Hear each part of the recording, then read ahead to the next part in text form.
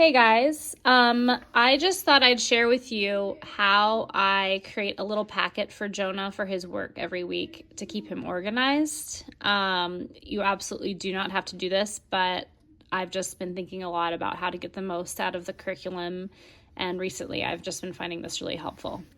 So I print out from the Essentials EEL book the cover page because it kind of is like it's just organized and it keeps everything that they're learning this week visible, and all the weekly sentences are here, and the spelling rule and the homophones, and what charts we're working on this week, obviously.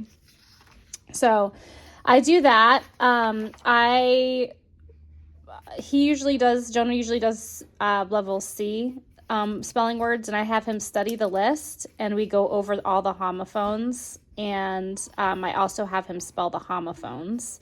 So I'll have him study it, and then I quiz him on it every day, and the ones he misses, I have him copy them like 3 times each. So I usually do that with him in the morning right away. I separate the editing exercise. This is in the parent and student packet portion of the EEL sheets. I separate this into days, and so he just does a little bit every day, and then I grade him. He can usually do this on his own, and then I just go back and check it later.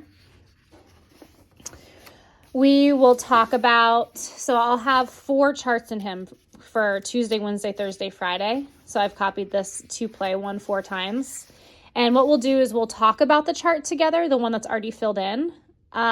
We'll compare it, because this week we're supposed to compare it to the to be chart and the to have chart, and we'll see how to be and to have are used in the different forms. So we'll talk about all that, but then I'll actually have him just copy it.